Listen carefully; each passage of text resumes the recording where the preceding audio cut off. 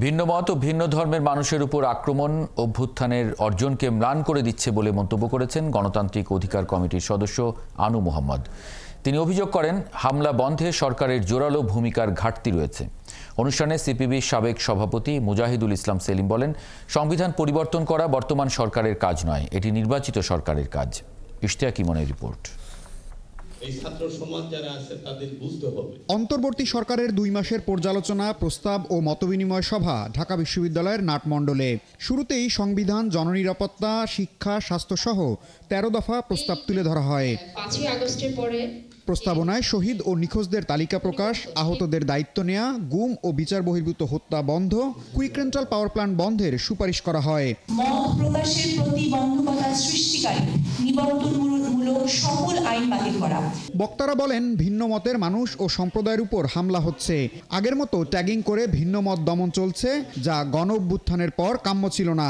রাসূল কোনদিন কোন কাফেরের বাড়িতে আক্রমণ করেন না। কাফেরদের আমানত রাসূল রাখছে।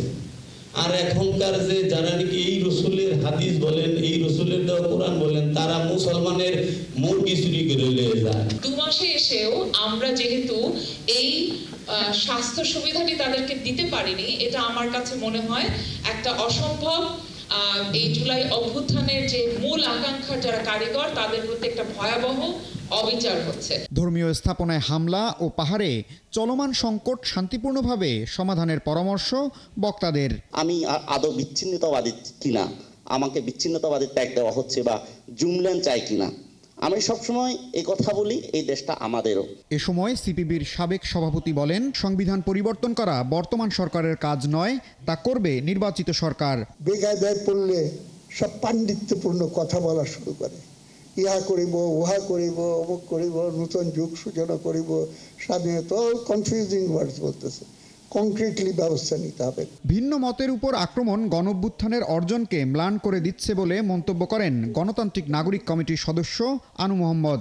চিন্তার পার্থক্যের কারণে আক্রমণ হবে কেন? মতামতের কারণে কেন আক্রমণ হবে? আপনি মত যদি পছন্দ না হয়, আপনার মত আপনি প্রকাশ করেন, চিন্তার উত্তর চিন্তা দিয়ে হবে। এটি তো আমাদের লড়াইয়ের মূল বিষয়বস্তু ছিল।